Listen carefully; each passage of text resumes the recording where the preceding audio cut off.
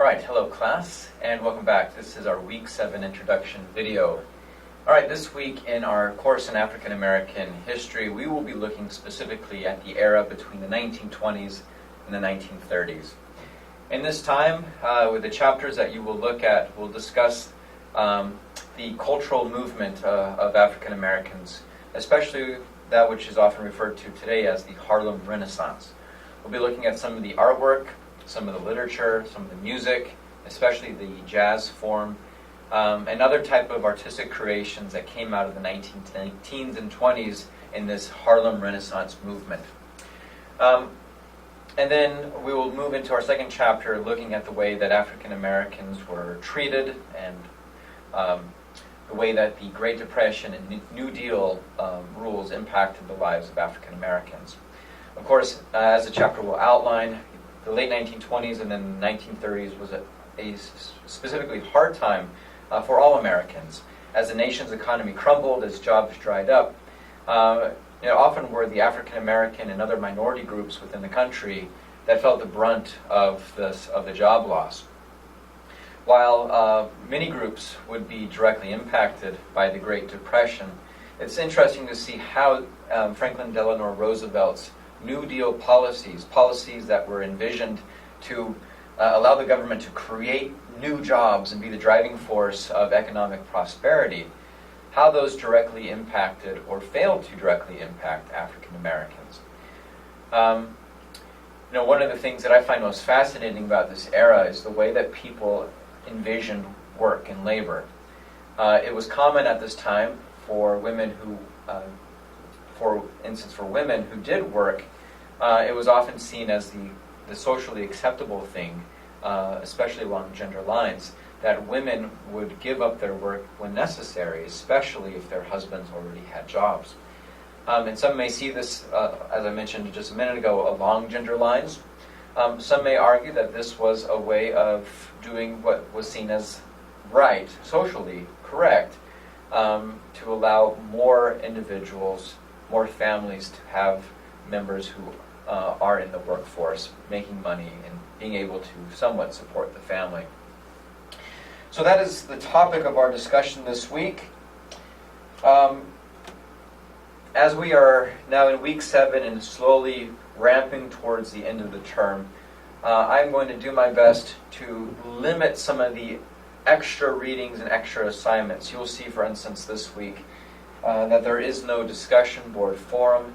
There is a weekly writing assignment that will be due on Sunday.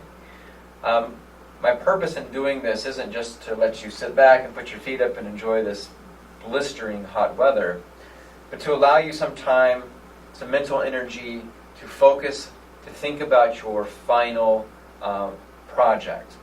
And I want to speak briefly to that in just a minute. Before I do so, though, let me talk a little bit about your weekly writing assignment.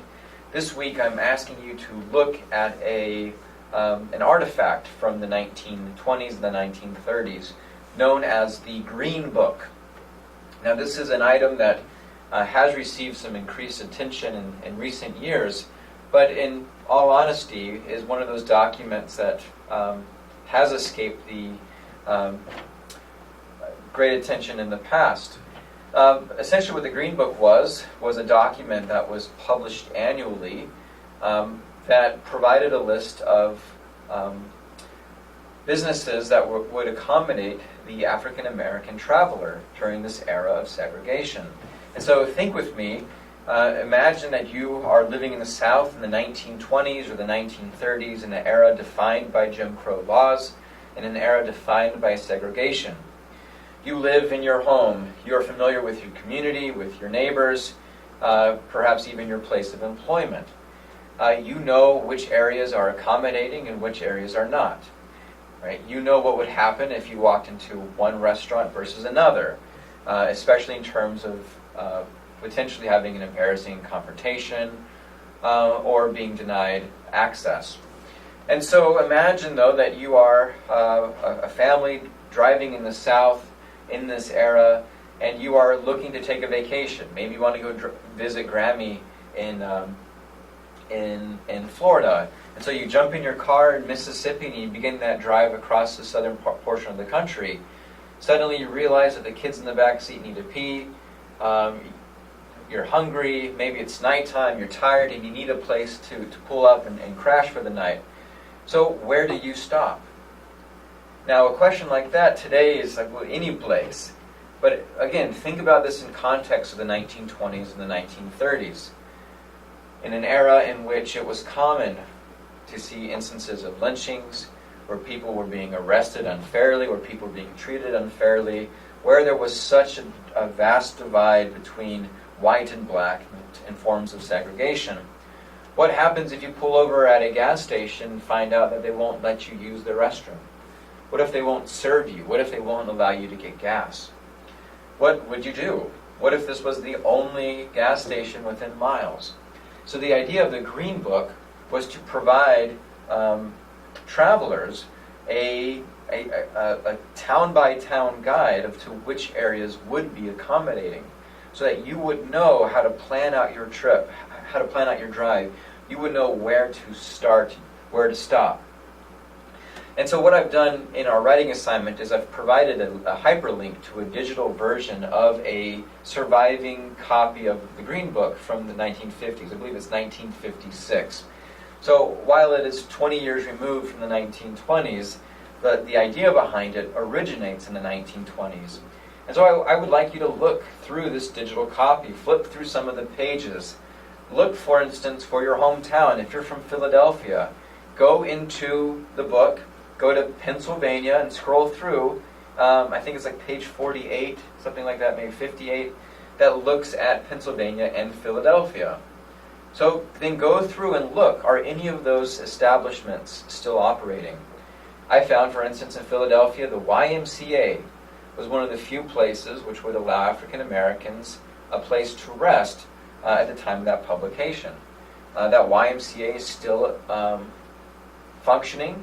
You can actually go onto Google Maps and bring up an image of it, and in fact you can go inside of that building and see what it looks like. It's very much similar to what it looked like 60, 70 years ago. If you look closely at Harrisburg, you will see that there are actually very few locations which would be accommodating to African Americans. One such place, as I mentioned in the writing, is a place called the Jackson, or it's located near the Jackson House, which is a burger joint in northern Harrisburg. Directly next door to that restaurant, though, was an inn, a hotel, that would accommodate African American travelers. So I would like you to go through this, explore it, use it in conjunction with Google Maps to get a closer feel for what these institutions look like today. And then there's a few questions for you to respond to, and this assignment will be due on Sunday. All right. I'm going to end this video now and make a second video in which I introduce some of the presentation parameters which we will be looking at in the final weeks of this class. All right. Thank you guys. Good luck this week.